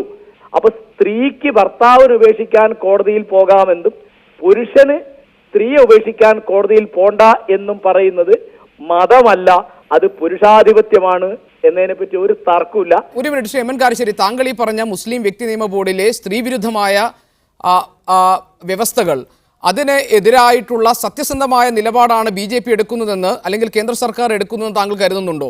അതല്ല, ഇവിടെ നേരത്തെ ശ്രീമതി റുക്സാനയൊക്കെ പറഞ്ഞതുപോലെ അത്തരത്തിൽ ചില പോരായ്മകളുണ്ട്, ആ പോരായ്മകളിൽ അതിർത്തിയുള്ള ഒരു വിഭാഗമുണ്ട്, അത്തരം കാര്യങ്ങളിൽ പരിഷ്കരണം ഉണ്ടാകേണ്ടത് ഈ മതത്തിനകത്ത് നിന്ന് തന്നെയാണ് എന്ന അഭിപ്രായമാണോ ഉള്ളത് താങ്കൾക്ക്? അതെ, അല്ല, അതിനകത്ത് തന്നെയാണ് എന്ന് പറഞ്ഞാൽ ഉണ്ടാവുകയില്ല. എന്താ കാരണം എന്നറിയോ? ഇപ്പൊ ഞാൻ പറഞ്ഞുതരാം. All India Muslim personal law board എന്ന് പറയുന്ന സംഘടനയാണ്, പ്രസ്ഥാനമാണ് ഇതിനെ എതിർക്കുന്നത്. അതിൽ 41 അംഗങ്ങളുണ്ട്. 41 അംഗങ്ങളും പുരുഷന്മാരാണ്. ഇപ്പോൾ നമ്മൾ ഓർക്കേണ്ടത്, ഇവിടെ ഇവരുടെ ഒന്നും അറിവോ അനുവാദമോ ഇല്ലാതെ ഇവിടെ സന്താന നിയന്ത്രണം നടപ്പാക്കി. അത് ഇവിടുത്തെ ജനങ്ങൾ സ്വീകരിച്ചു. 1970 കാലത്ത് വലിയ ബഹളമായിരുന്നു. അതായത് മുസ്ലിം, ക്രിസ്ത്യൻ, ഹിന്ദു വ്യത്യാസമില്ലാതെ ഏത് സ്ത്രീക്കും ഗർഭം അലസിപ്പിക്കാൻ അവകാശമുണ്ട് എന്ന് പറഞ്ഞപ്പോൾ വ്യഭിചാരത്തിന് സമ്മതം കൊടുക്കാന്ന് പറഞ്ഞ് വലിയ ബഹളമായിരുന്നു ക്രിസ്ത്യാനികളും മുസ്ലിങ്ങളൊക്കെ. അതിപ്പോ ആള് സ്വീകരിച്ചല്ലോ സന്താന നിയന്ത്രണം. ഇനി സന്താന നിയന്ത്രണം ചീത്തയാന്ന് തോന്നുന്നുണ്ടോ? നമുക്ക് മറിച്ചു വരാമെന്നേ, അതിലൊന്നുമില്ല. എന്ന മാതിരി ഇപ്പോ 78 വിവാഹപ്രായം 18 എന്ന് നിശ്ചയിച്ചു. അന്ന് വലിയ ബഹളമായിരുന്നു. ഇപ്പോഴാണ് ആണുങ്ങൾ കൂടിയിട്ട് കോഴിക്കോട്ട് മുസ്ലിം സംഘടനകളിൽ മിക്കതും കൂടിയിട്ടാണ് പറഞ്ഞത് അത് 16 15 ആക്കണമെന്ന്. അത് പെണ്ണുങ്ങളുടെ ആവശ്യമല്ല, ആണുങ്ങളുടെ ആവശ്യമാണ്. അതിലൊരു പെൺകുട്ടി ഉണ്ടായിരുന്നില്ല. ഒരു പെൺകുട്ടിക്ക് അങ്ങനെ ആവശ്യമില്ല. കാരണം പെണ്ണുങ്ങൾ പഠിക്കരുത്, ജോലിക്ക് പോകരുത്, അവർക്ക് സാമൂഹ്യ ജീവിതം വേണ്ട, അവർ ഇലക്ഷന് മത്സരിക്കുന്നത് പാടില്ല എന്ന് AP അബൂബക്കർ മുസ്ലിയാർ പ്രസംഗിക്കും. അത് കേട്ട് ലീഗ് വിരളും. എന്നിട്ടാണ് ലീഗ് ഇന്ന് വരെ ഒരു MLA MP മന്ത്രിയോ ലീഗിന് പെണ്ണുങ്ങളുടെ ശരി. ഈ പറഞ്ഞതിന്റെയൊക്കെ അർത്ഥം ഇന്ന് കോഴിക്കോട്ട് ചേർന്ന മുസ്ലിം സംഘടനകളുടെ യോഗത്തിൽ ഉണ്ടായ തീരുമാനത്തെ താങ്കൾ അംഗീകരിക്കുന്നില്ല എന്നാണോ? തീരുമാനത്തിന്റെ വിശദാംശങ്ങൾ എനിക്കറിയില്ല. എന്താ പറയൂ? വിശദാംശങ്ങൾ ഇത്രയുമാണ്. അതായത് ഇന്ത്യയുടെ മതേതര പ്രമാണങ്ങൾക്കെതിരാണ് സിവിൽ കോഡ്. ഇപ്പോഴുള്ള ഇസ്ലാമിക നിയമങ്ങൾ തിരുത്തേണ്ട കാര്യമില്ല. വിവാഹമോചനം, സ്വത്തവകാശം തുടങ്ങിയ കാര്യങ്ങളിൽ മുസ്ലിം വ്യക്തി നിയമ ബോർഡിന്റെ അഭിപ്രായങ്ങൾ, അതിലെ വ്യവസ്ഥകൾ പൂർണ്ണമാണ്, അത് അംഗീകരിക്കുന്നു, അതിൽ ഉറച്ചു നിൽക്കുന്നു എന്നാണ്. എന്ന് പറഞ്ഞാൽ പരിഷ്കരണത്തിന് അവർ തയ്യാറല്ലാന്ന്. അതായത് ഇപ്പോ ഒരു പുതിയ രാഷ്ട്രീയ സാഹചര്യം കൂടി മനസ്സിലാക്കിക്കൊണ്ടാണത്. എങ്ങനെ? അല്ല, പുതിയ രാഷ്ട്രീയ സാഹചര്യം. അതെ, അതൊക്കെ രാഷ്ട്രീയമാണ്. BJP കളിക്കുന്നത് രാഷ്ട്രീയമാണ്. അതിന്റെ തെളിവ് എന്താന്ന് വെച്ചാല്, എത്രയോ കാലമായി ഈ ഇപ്പോ 85 ഷാബാനു കേസിന്റെ വിധി വന്നത്. എന്റെ ഓർമ്മ ശരിയാണെങ്കിൽ ഏപ്രിൽ 23 അന്ന് സുപ്രീം കോടതിയുടെ ചീഫ് ജസ്റ്റിസ് എഴുതിയ വിധിയിൽ പറഞ്ഞിരുന്ന ഒരു കാര്യമാണ് ഏക സിവിൽ കോഡ് നടപ്പാക്കാൻ ഉത്സാഹിക്കണം. അന്ന് വലിയ ചർച്ചയായിരുന്നു. ഇന്ന് വരെ ഇവിടുത്തെ ഒരു പാർട്ടിയും ഒരു ഗവൺമെന്റും അതിന്റെ കരട് രൂപരേഖ ഉണ്ടാക്കിയിട്ടില്ല. അതിന്റെ ഒരു കരട് രൂപരേഖ തയ്യാറാക്കി പാർലമെന്റിൽ, ലോക്സഭയിലും രാജ്യസഭയിലും വെക്കണം. ഇവിടുത്തെ എല്ലാ നിയമസഭകളിലേക്കും അതിന്റെ കോപ്പി അയക്കണം, അത് ചർച്ച ചെയ്യണം. ഇപ്പൊ നിയമ കമ്മീഷൻ കൊടുത്ത ചോദ്യാവലിയോട് നിസ്സഹകരിക്കല്ല ഇവർ വേണ്ടത്. ആ ചോദ്യാവലിയിൽ എവിടെയാണ് ഇവരുടെ മതപരമായ കാര്യങ്ങൾക്ക് തകരാറുള്ളത് എന്ന് ചൂണ്ടിക്കാണിച്ച് എവിടെയാണ് യോജിക്കാവുന്നതെന്ന് പറയാ വേണ്ടത്. അതിനോട് നിസ്സഹകരിക്കല്ല വേണ്ടത്. BJP പറയുന്നത് രാഷ്ട്രീയമാണ്, ലീഗ് പറയുന്നത് രാഷ്ട്രീയമാണ്, CPM പറയുന്നത് രാഷ്ട്രീയമാണ്. അതിലൊക്കെ രാഷ്ട്രീയമായ ലാഭക്കണ്ണുണ്ട്. അതിനെപ്പറ്റി യാതൊരു തർക്കമില്ല. ശ്രീമൻ കാരശ്ശേരി, ദയവായി താങ്കൾ ടെലിഫോൺ ലൈനിൽ തുടരണം. വളരെ പെട്ടെന്ന് ഈ ചർച്ചയിലേക്ക് മടങ്ങി വരാം. ഡോക്ടർ ഫസൽ ഗഫൂർ കൂടി ഈ ചർച്ചയുടെ ഭാഗമായി ഉണ്ടാകും. ഇടവേളയ്ക്ക് ശേഷം ഡോക്ടർ ഫസൽ ഗഫൂർ കൂടി ഈ ചർച്ചയുടെ ഭാഗമായുണ്ട്. ഡോക്ടർ ഫസൽ ഗഫൂർ, മുത്തലാഖിനെതിരെ കോടതിയെ സമീപിക്കാനിരുന്ന വ്യക്തിയാണ് താങ്കൾ, ഡോക്ടർ ഫസൽ ഗഫൂർ. പക്ഷേ താങ്കൾ ഇന്ന് കോഴിക്കോട് ചേർന്ന മുസ്ലിം സംഘടനകളുടെ യോഗത്തിൽ പങ്കെടുക്കുകയും മുസ്ലിം വ്യക്തി നിയമ ബോർഡിലെ വ്യവസ്ഥകൾ സമ്പൂർണ്ണമാണ്, അതിൽ മാറ്റം ആവശ്യമില്ല, അതിൽ ഉറച്ചു നിൽക്കുന്നു, മറ്റു നീക്കങ്ങളെ ചെറുത്തു തോൽപ്പിക്കും എന്ന പൊതുവികാരത്തോടൊപ്പം ചേരുകയും ചെയ്തു. എന്തിനാണ് താങ്കൾ നിലപാടിൽ കരണം പറഞ്ഞത് ഡോക്ടർ ഫസൽ ഗഫൂർ? അത് അവിടെയാണ് ഈ തെറ്റിദ്ധാരണ ഉള്ളത്. എനിക്ക് തോന്നുന്നു ഫിറോസിനും എൻ്റെ അടുത്തിരിക്കുന്ന ഫിറോസിനും ആ തെറ്റിദ്ധാരണ ഉണ്ടത്. നമ്മൾ പറഞ്ഞിരിക്കുന്നത് ശരീഅത്ത് ഖുറാനിലുള്ള മാതിരിയാണ് ഞങ്ങൾ അംഗീകരിക്കുന്നത്. ശരീഅത്ത് നടപ്പാക്കുന്ന രീതി ഞങ്ങൾ രണ്ടുപേരും അംഗീകരിക്കുന്നില്ലല്ലോ. ശരീഅത്ത് നടപ്പാക്കുന്ന രീതിയിൽ ഞങ്ങൾക്ക് അഭിപ്രായ വ്യത്യാസമുണ്ട്. ശരീഅത്ത് അതായത് സ്പെഷ്യൽ ശരീഅത്ത് ഇംപ്ലിമെൻറ്റേഷൻ ആക്ട് 1937 മനസ്സിലല്ലേ, ആ ആക്ട് പ്രകാരം ഇവിടെ നടപ്പാക്കുന്ന രീതിയിൽ ഞങ്ങൾക്ക് വിയോജിപ്പുണ്ട്. ആ വിയോജിപ്പുമായിട്ട് ഞങ്ങൾ മുന്നോട്ട് പോകും. ഞങ്ങളുടെ പ്രസ്ഥാനങ്ങൾ അതായിട്ട് മുന്നോട്ട് പോകും. ജമാഅത്തെ ഇസ്ലാമി അതായിട്ട് മുന്നോട്ട് പോകും. മുജാഹിദിന്റെ 2 വിഭാഗം അതായിട്ട് മുന്നോട്ട് പോകും. MES അതായിട്ട് മുന്നോട്ട് പോകും. അല്ല, അപ്പോൾ ഇന്നത്തെ യോഗത്തിലുണ്ടായിട്ടുള്ള പൊതു തീരുമാനത്തിൽ താങ്കളില്ലേ പറഞ്ഞ ചൂണ്ട എന്ന് പറഞ്ഞാൽ ഡോക്ടർ ഫസൽ ഗഫൂർ, ഇന്നത്തെ യോഗത്തിലുണ്ടായ തീരുമാനത്തിനൊപ്പം താങ്കളില്ലേ ഡോക്ടർ ഫസൽ ഗഫൂർ? ഞങ്ങൾ ഈ ഞങ്ങൾ ആരും വിഷയങ്ങൾ തമസ്കരിച്ചിട്ടില്ല. ആ വിഷയങ്ങളോട് ഒത്തീർപ്പായിട്ടില്ല. ആ വിഷയങ്ങളുമായിട്ട് ഞങ്ങൾ മുന്നോട്ട് പോകും എന്നുള്ളത് യാതൊരു തർക്കവുമില്ല. പിന്നെ എങ്ങനെയാണ് ഇന്നത്തെ യോഗം ഫിറോസ്, പിന്നെ എങ്ങനെയാണ് ഇക്കാര്യത്തിൽ നിങ്ങൾ ഒരു തീരുമാനത്തിലെത്തി നിങ്ങൾ ഏകകണ്ഠമായി ഈ ഒരു നിലപാടുമായി മുന്നോട്ട് പോകുമെന്ന് പറയുന്നത്? അടിസ്ഥാനപരമായ അഭിപ്രായ വ്യത്യാസങ്ങൾ ഇപ്പോഴും ഉണ്ടെന്ന് ഫസൽ ഗഫൂർ തന്നെ പറയുന്നു. PK ഫിറോസ്, അല്ല, ഇന്നത്തെ യോഗത്തിൽ മുത്തലാഖ് ചർച്ച ചെയ്തിട്ടില്ലല്ലോ. ഇന്നത്തെ യോഗത്തിൽ മുത്തലാഖ് എന്ന് പറയുന്ന വിഷയം ചർച്ച ചെയ്തിട്ടേ ഇല്ല. മുത്തലാഖിന്റെ കാര്യമല്ല, നിങ്ങൾ പേഴ്സണൽ ലോ ബോർഡിന്റെ വ്യവസ്ഥകൾ അംഗീകരിക്കുന്നു. വിവാഹമോചനം, സ്വത്തവകാശം തുടങ്ങിയ കാര്യങ്ങളിൽ മുസ്ലിം വ്യക്തി നിയമ ബോർഡിലെ വ്യവസ്ഥകൾ പരിപൂർണമാണ് എന്നാണെന്ന് യോഗത്തിന് ശേഷം പറഞ്ഞത്. ഞാൻ ആ ബൈറ്റ് പ്ലേ ചെയ്യണോ? ഡോക്ടർ ഫസൽ ഗഫൂറിന് സംശയമുണ്ടോ? ബൈറ്റ് പ്ലേ ചെയ്യണോ അല്ലേ മിസ്റ്റർ ഫിറോസ്? അല്ല, ഞങ്ങളെ സംബന്ധിച്ചിടത്തോളം ഞാൻ പറഞ്ഞില്ലേ, മുസ്ലിം ലീഗിന്റെ നിലപാട് ഇക്കാര്യത്തിൽ BJPക്ക് ചില രാഷ്ട്രീയമായ താല്പര്യങ്ങളുണ്ട്. സമുദായത്തിനകത്ത് ഇത് സംബന്ധിച്ച് വ്യത്യസ്തമായ അഭിപ്രായങ്ങളുണ്ട്. ആ അഭിപ്രായങ്ങൾ അവിടെ സമുദായത്തിനകത്ത് നടക്കട്ടെ, ചർച്ചകൾ നടക്കട്ടെ. ഇവിടെ വിഷയം അതല്ല. BJP രാഷ്ട്രീയമായി ഈ വിഷയത്തെ കാണുകയും, ഞാൻ പറഞ്ഞില്ല നേരത്തെ തന്നെ BJP ഉയർത്തിയ പല അജണ്ടകളും രാഷ്ട്രീയമായ ചില ലക്ഷ്യങ്ങളിലൂടെയാണ്. ആ രാഷ്ട്രീയമായ ലക്ഷ്യം യൂണിഫോം സിവിൽ കോഡ് ചർച്ചയാക്കുന്നതിലും BJPക്കുണ്ട്. ആ രാഷ്ട്രീയമായ ലക്ഷ്യത്തെ ചെറുക്കുക എന്ന താല്പര്യമാണ് ഇന്നത്തെ യോഗത്തിൽ എല്ലാവരും എടുത്തിട്ടുള്ളത്. അതിൽ യാതൊരു സംശയമില്ല. മാത്രമല്ല, ഇനിയിപ്പോൾ ഞാൻ ചോദിക്കട്ടെ, യൂണിഫോം സിവിൽ കോഡ് നടപ്പിലാക്കിയാൽ രാജ്യത്തെ എല്ലാ പ്രശ്നങ്ങളും തീരും എന്ന് BJPക്ക് അവകാശവാദമുണ്ടോ? ഇനി BJPക്ക് അങ്ങനെ അവകാശവാദം ഉണ്ടെങ്കിലും രാജ്യത്തത് ശരിയല്ല എന്നുള്ളത് കണക്കുകൾ നോക്കിയാൽ നമുക്ക് ബോധ്യമാകും. ഇപ്പോൾ ഉദാഹരണത്തിന് സ്വത്ത് നിയമം എടുക്കാം. സ്വത്ത് നിയമം, മുസ്ലിം നിയമം അനുസരിച്ച് ഒരു മകൻ മരിച്ചാൽ പിതാവിനും മാതാവിനും സ്വത്തിൽ വിഹിതമുണ്ട്. അതേസമയത്ത് ക്രിസ്ത്യൻ നിയമം അനുസരിച്ച് പിതാവിനുമില്ല മാതാവിനുമില്ല. ഹിന്ദു നിയമം അനുസരിച്ച് മാതാവിന് മാത്രമേ ഉള്ളൂ. അപ്പോൾ ഇവിടെ അത് ചർച്ചയാകുന്നില്ല. ഇവിടെ ഒരു സമുദായത്തെ മാത്രം മുത്തലാഖ് എന്ന് പറയുന്നത് ഇവിടെ വ്യാപകമായി നടക്കുന്ന ഒരു സംഭവമാണെന്നും മുസ്ലിം സമുദായത്തിനകത്ത് ജെൻഡർ ജസ്റ്റിസ് ഇല്ല എന്ന് പറഞ്ഞ് ഒരു സമുദായത്തെ മുഴുവനും സൈഡ് ലൈൻ ചെയ്യുകയും അവരെ ടാർഗറ്റ് ചെയ്യുകയും ചെയ്യുന്ന തരത്തിലുള്ള രാഷ്ട്രീയമായ പ്രചരണം BJP നടത്തുമ്പോൾ അതിനെ രാഷ്ട്രീയമായി പ്രതിരോധിക്കേണ്ട ബാധ്യതയുണ്ട്. ആ ബാധ്യതയാണ് മുസ്ലിം സംഘടനകൾ ഇന്ന് യോഗം ചേർന്ന്, മുസ്ലിം ലീഗ് ഉൾപ്പെടെയുള്ള ഒരു യോഗം ചേർന്ന് രാഷ്ട്രീയമായി എന്തിനെ പ്രതിരോധിക്കാൻ തീരുമാനിച്ചു. ഞാൻ വരാം. ശ്രീ ജോർജ് കുര്യൻ, നമ്മുടെ രാജ്യത്തിന്റെ ഏറ്റവും വലിയ സവിശേഷത താങ്കൾ പോലും അംഗീകരിക്കുന്നത് പോലെ നാനാത്വത്തിലെ ഏകത്വമാണ്. ഇവിടെ പല ജാതി വിഭാഗങ്ങൾ, പല മതവിഭാഗങ്ങൾ, പല വിശ്വാസ പ്രമാണങ്ങൾ പിന്തുടരുന്നവർ, അവരെല്ലാം അവരുടേതായ സ്വകാര്യ വിശ്വാസങ്ങളും അതിലെ ആ മതങ്ങൾ അനുശാസിക്കുന്ന നിയമങ്ങളുമായി മുന്നോട്ട് പോകുന്നവർ. അമേരിക്ക പോലെയുള്ള പുരോഗതിയുടെ ഔന്നത്യത്തിലെത്തിയ രാജ്യങ്ങളിൽ പോലും മുസ്ലിം വ്യക്തി നിയമങ്ങൾ ആണ് പിന്തുടരപ്പെടുന്നത്.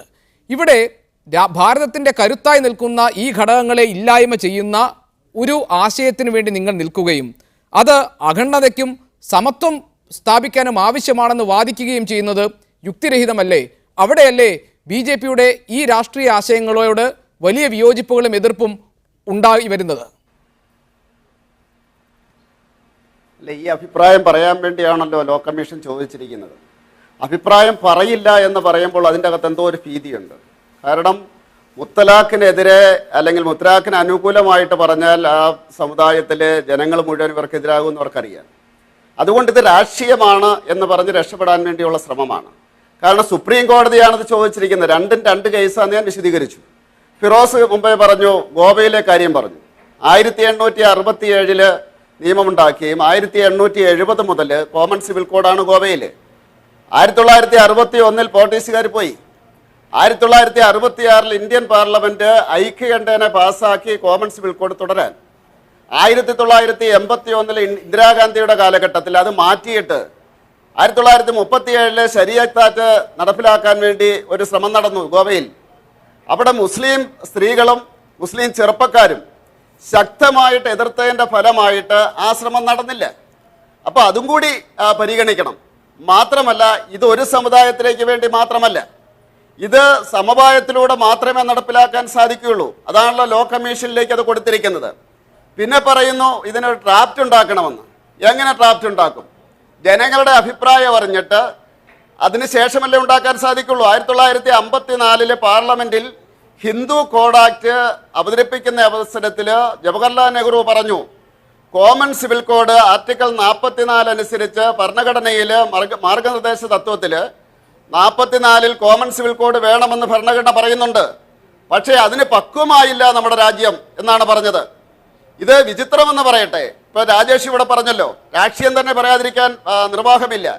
ആ 1954 മാർക്സിസ്റ്റ് കമ്മ്യൂണിസ്റ്റ് പാർട്ടിയുടെ അല്ലെ കമ്മ്യൂണിസ്റ്റുകാരുടെ സമീപനം എന്ന് പറഞ്ഞത് മതപരമായിട്ടുള്ളൊരു നിയമം വേണ്ട, കോമൺ സിവിൽ കോഡ് വേണമെന്നായിരുന്നു. ആ 60 ചർച്ച കഴിഞ്ഞു. 25 വർഷത്തിന് ശേഷം 1985 വീണ്ടും ഷബാനോ കേസിന്റെ അടിസ്ഥാനത്തിൽ ചർച്ച വന്നു. അന്ന് EMS പറഞ്ഞത് മതപരമായിട്ടുള്ള നിയമങ്ങളാവാം, പക്ഷേ കോമൺ സിവിൽ കോഡ് വേണം എന്നാണ് പറഞ്ഞത്.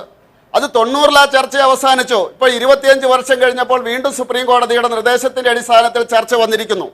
ഇപ്പൊ കമ്മ്യൂണിസ്റ്റുകാർ പറയുന്നത് കോമൺ സിവിൽ കോഡ് വേണ്ട, മുത്തലാഖും വേണ്ട എന്നാണ് പറയുന്നത്. ഇപ്പോഴിത് സമവായമായില്ല എങ്കിൽ തീർച്ചയായിട്ടും 24-25 വർഷം ചർച്ച ചെയ്തതിന് ശേഷം 25 വർഷം കഴിയുമ്പോൾ വീണ്ടും ചർച്ച വരും. അല്ലാതെ കോമൺ സിവിൽ കോഡ് അങ്ങനെ പെട്ടെന്ന് നടപ്പിലാക്കാൻ സാധിക്കില്ല. ജനങ്ങൾ അംഗീകരിച്ചെങ്കിൽ മാത്രമേ സാധിക്കുകയുള്ളൂ. അന്ന് 25 വർഷം കഴിയുമ്പോൾ കമ്മ്യൂണിസ്റ്റ് പാർട്ടി ഉണ്ടെങ്കിൽ അവര് പറയാൻ പോകുന്നത് ഇത് ഈ കോമൺ സിവിൽ കോഡ് വേണ്ട, മുത്തലാഖ് വേണമെന്നായിരിക്കും. ഈ രീതിയിൽ അധപ്പതിക്കുകയാണ് രാഷ്ട്രീയ കക്ഷികൾ. എന്തുകൊണ്ട് അഭിപ്രായം പറയുന്നതിന് ഭയക്കണം? നിങ്ങൾ ലോ കമ്മീഷന്റെ ആ അഭിപ്രായം രൂപീകരിക്കുന്ന അവസരത്തിൽ പറയാൻ തയ്യാറാകണം. ഒരു മതത്തിന്റെ മാത്രമല്ല. ഡോക്ടർ ഫസൽ ഗഫൂർ, മുസ്ലിം വ്യക്തി നിയമ ബോർഡിലെ പോരായ്മകൾ ഉണ്ടെന്നും അതിന് വിരുദ്ധമായ അഭിപ്രായങ്ങൾ ഉണ്ട് എന്ന് പറയുമ്പോൾ തന്നെ മുത്തലാഖിനെതിരെ കോടതിയിൽ പോകാൻ തയ്യാറെടുത്ത് നിൽക്കുമ്പോഴും അതിന് നിങ്ങൾ മുതിരാതിരിക്കുന്നതിന് കാരണമായി ഞാൻ മനസ്സിലാക്കുന്നത് ഇതിന് പിന്നിൽ BJPക്ക് ചില നിക്ഷിപ്ത താല്പര്യമുണ്ട് എന്ന ബോധ്യത്തിന്റെ അടിസ്ഥാനത്തിലാണെന്നാണ്.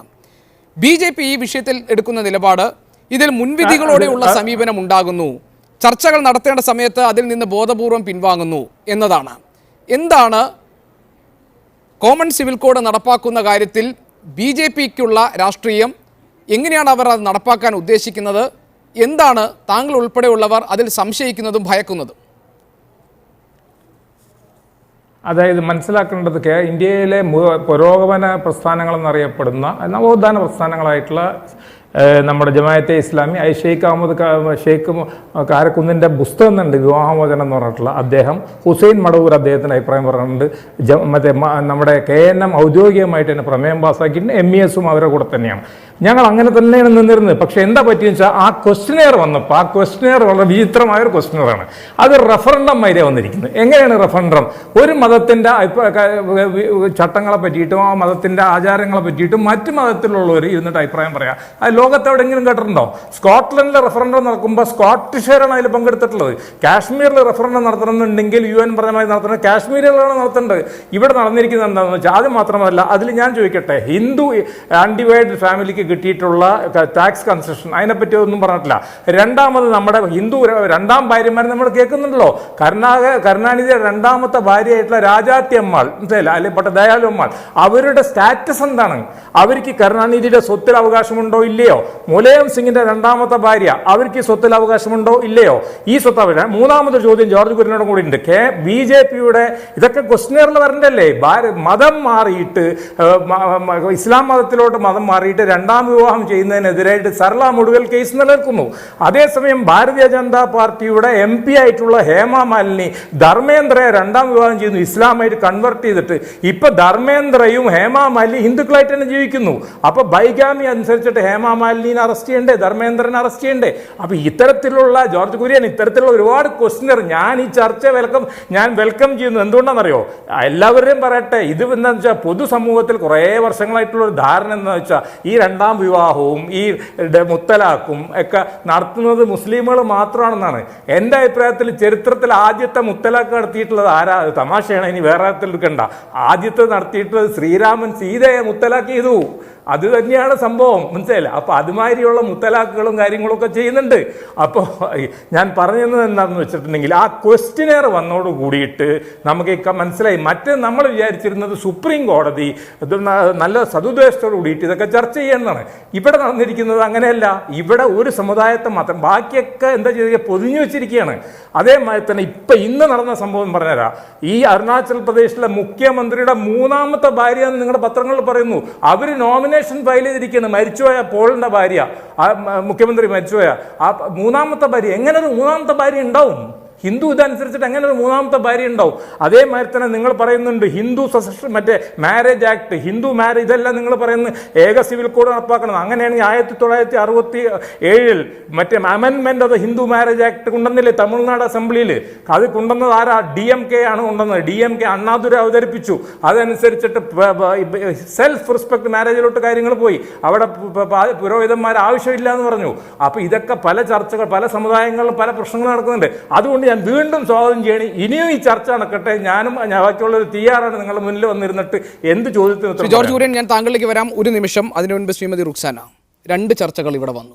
ഒന്ന്, ശ്രീ MN കാരശ്ശേരി പറഞ്ഞത് കേട്ടല്ലോ, ഈ സമുദായത്തിനകത്തെ മുസ്ലിം നിയമ ബോർഡിലെ പോരായ്മകൾ, അവിടെ സ്ത്രീ സ്വാതന്ത്ര്യവുമായി ബന്ധപ്പെട്ട പ്രശ്നങ്ങളുണ്ടെങ്കിൽ, ലിംഗവിവേചനവുമായി ബന്ധപ്പെട്ട പ്രശ്നങ്ങളുണ്ടെങ്കിൽ അത് പരിഹരിക്കാൻ വേണ്ടിയുള്ള പരിഷ്കരണം ഈ സമുദായത്തിൽ നിന്നാണ് ഉണ്ടാകേണ്ടതെങ്കിൽ അതിനുള്ള സാധ്യത, അതിനുള്ള അവസാനത്തെ സാധ്യതയും അടയ്ക്കുന്നതാണ് ഇന്നത്തെ യോഗത്തിനുണ്ടായ തീരുമാനമെന്ന്. 2, BJP ഈ പുറത്തിറക്കിയിരിക്കുന്ന ക്വസ്റ്റ്യനെയർ, ലോ കമ്മീഷൻ പുറത്തിറക്കിയിരിക്കുന്ന ഈ ക്വസ്റ്റ്യനെയർ അത് സതുദ്ദേശപരമല്ല എന്നത്. ഈ രണ്ടിലുമുള്ള അഭിപ്രായം. ഒന്നാമത്, നേരത്തെ കാരശ്ശേരി മാഷ് പറഞ്ഞു, അഥവാ മുസ്ലിം സമുദായത്തിൽ മുസ്ലിം സ്ത്രീയുമായി ബന്ധപ്പെട്ട് അല്ലെങ്കിൽ ലിംഗസമത്വവുമായി ബന്ധപ്പെട്ട് അവളോടുള്ള നീതി കാണിക്കുന്നതുമായി ബന്ധപ്പെട്ടുള്ള പരിഷ്കരണങ്ങളൊന്നും ഇനി നടക്കില്ല. അവസാനത്തെ വാക്കാണിത്, അല്ലെങ്കിൽ അവസാനത്തെ യോഗമാണിത്. ഇന്ന് അവരിൽ നിന്നും അത് പ്രതീക്ഷിക്കേണ്ടതില്ല. പക്ഷെ നമ്മൾ മനസ്സിലാക്കണം, എത്രയോ നൂറ്റാണ്ടുകൾക്ക് മുമ്പ് പ്രവാചകന്റെ കാലഘട്ടത്തിലാണ് സ്ത്രീക്ക് അനന്തരാവകാശം നിശ്ചയിച്ചു എന്നത് ഇസ്ലാമാണ് ചെയ്തത്. ആ ഒരു ശരീഅത്ത്, ആ ഒരു വിശുദ്ധ വേദം ഇന്നും നിലവിലുണ്ട്. എനിക്ക് തോന്നുന്നു സംഘടനകൾ, നവോത്ഥാന പ്രസ്ഥാനങ്ങൾ അതിനെ പഠിക്കുകയും ചർച്ച ചെയ്യുകയും ചെയ്യുന്ന ആളുകൾ, എന്തിനധികം ഞാൻ അടങ്ങുന്ന, എനിക്കറിയാം ഇന്നും ക്യാമ്പസുകളിലുള്ള മുസ്ലിം പെൺകുട്ടികൾ മഹർ എന്നെ വിവാഹം ചെയ്യാൻ പോകുന്ന പുരുഷനോട് എനിക്കെന്ത് വിവാഹ സമ്മാനമായി നൽകണം എന്ന് അങ്ങോട്ട് പറയുന്നവരാണ്.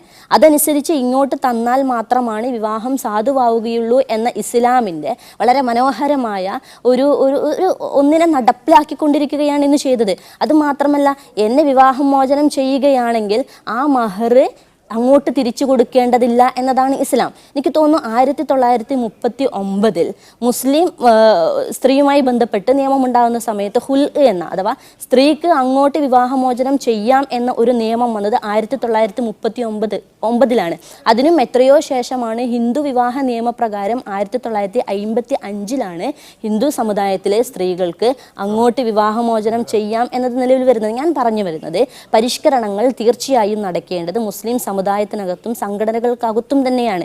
ഇവിടെ വളരെ സ്ത്രീയുമായി ബന്ധപ്പെട്ട് വളരെ മാതൃകാപരമായ ഒരുപാട് നിയമങ്ങൾ ഇന്ന് നിലവിലുണ്ട്. അത് ഇസ്ലാമിക ശരീഅത്ത് കാഴ്ചവെക്കുന്നുണ്ട്. തീർച്ചയായും മുസ്ലിം സമുദായ സംഘടനകൾക്കിടയിൽ ഇത്തരത്തിലുള്ള ചർച്ചകൾ നടക്കേണ്ടതുണ്ട്, പരിഷ്കരണങ്ങൾ വരുത്തേണ്ടതുണ്ട്. തീർച്ചയായും ചർച്ചകൾക്ക് സന്നദ്ധമാണെങ്കിൽ ഇതുപോലുള്ള പുതിയ നീക്കങ്ങളോട് നിങ്ങൾ സഹകരിക്കുകയല്ലേ വേണ്ടതെന്നാണ് ജോർജ് കുര്യൻ ചോദിക്കുന്നത്. എന്തുകൊണ്ടാണ് മുൻവിധികളോടുകൂടി ഒരു സമീപനം ഉണ്ടാകുന്നത്? എന്തുകൊണ്ടാണ് ഇക്കാര്യങ്ങളിൽ ഒരു ചർച്ച വേണമെന്ന് പറയുമ്പോൾ അതിൽ നിന്ന് പിന്തിരിഞ്ഞ് നിസ്സഹകരിക്കാൻ തീരുമാനമെടുക്കുന്നത് എന്നാണ് നേരത്തെ പറഞ്ഞു. ഫസൽ ഗഫൂർ സാർ പറഞ്ഞു, ആ ചോദ്യാവലി വായിക്കുന്ന ഒരാൾക്ക് തീർച്ചയായും ഇവിടെ BJPയുടെ വക്താവ് പറഞ്ഞത്, അദ്ദേഹം പറഞ്ഞതുപോലെ ഒരിക്കലും നിഷ്കളങ്കമായി അതിനെ സമീപിക്കാൻ സാധിക്കുകയില്ല. കാരണം അവിടെ സ്പർശിച്ചിട്ടുള്ളത് വ്യത്യസ്ത ജാതി വൈജാത്യങ്ങളുള്ള ഹിന്ദു സമുദായത്തെയോ ക്രിസ്ത്യൻ സമുദായത്തെയോ ഗോത്രം, നമുക്കറിയാം ദുരഭിമാന കൊല എന്ന് പറഞ്ഞതൊക്കെ ഇന്ത്യയിൽ നടക്കുന്ന സ്ത്രീകൾക്ക് എതിരെ നടക്കുന്ന വ്യത്യസ്ത അതിക്രമങ്ങൾ ലിംഗനീതിയെയും കുറിച്ച് നമ്മൾ കേൾക്കുന്നവരാണ്, അറിയുന്നവരാണ്. ഇതിനെയൊന്നെയും ടച്ച് ചെയ്യാതെ മുത്തലാഖ്, ബഹുഭാര്യത്വം എന്നത് മാത്രമാണ് ആ ചോദ്യാവലിയിൽ ഉൾപ്പെടുന്നത് എന്നത് നോക്കി വിലയിരുത്തും ഒരു മനുഷ്യന് തീർച്ചയായും മനസ്സിലാകും ഇതൊരു ഇത് വളരെ നിഷ്കളങ്കമായി നടത്തുന്ന ഒരു ജനാഭിപ്രായ സർവേ അല്ല. ഇത് ഒരു മതത്തെ മാത്രം ലക്ഷ്യം വെച്ചുകൊണ്ട് നടത്തുന്ന ഒരു ചില തീരുമാനങ്ങൾ എടുത്തുകൊണ്ട് നടത്തുന്ന ഒന്നാണ് എന്ന് സംശയിക്കാനുള്ള ന്യായമായ കാരണങ്ങളുണ്ട് എന്നാണ് ഡോക്ടർ ഫസൽ ഗഫൂറും റുക്സാനെ പോലുള്ളവരും ആരോപിക്കുന്നത്. താങ്കൾക്ക് മറുപടി. അല്ല ഗോപികൃഷ്ണ, അതിൻ്റെ അകത്തെ ഒരു കാര്യം, ഈ കോമൺ സിവിൽ കോഡ് ഇന്ത്യയിലെ ഒരു കോടതിക്ക് നടപ്പിലാക്കാൻ സാധിക്കില്ല. ആർട്ടിക്കിൾ 37 അനുസരിച്ച് വളരെ വ്യക്തമായിട്ട് പറഞ്ഞിട്ടുണ്ട്. അത് നിയമനിർമ്മാണത്തിലൂടെ സാധിക്കുകയുള്ളൂ. അപ്പോൾ ഈ ചോദ്യാവലിയിൽ അത് ഞാൻ അംഗീകരിക്കുന്നു. ചോദ്യാവലിയിൽ ഇവർക്ക് വിരോധമുണ്ടെങ്കിൽ തീർച്ചയായിട്ടും കോടതിയെ സമീപിക്കാവുന്നതാണ്, സുപ്രീം കോടതിയെ. കാരണം സുപ്രീം കോടതി പറഞ്ഞതിൻ്റെ അടിസ്ഥാനത്തിലാണ് സർക്കാർ ലോ കമ്മീഷനോട് പറഞ്ഞിരിക്കുന്നത്. അല്ലാതെ സർക്കാരിന് ഇതിൻ്റെ അകത്ത് പ്രത്യേകിച്ച് എന്തെങ്കിലും ചെയ്യാനില്ല. അപ്പോൾ സുപ്രീം കോടതിയെ സമീപിക്കാവുന്നതാണ്, ആ കാര്യം അംഗീകരിക്കുന്നു.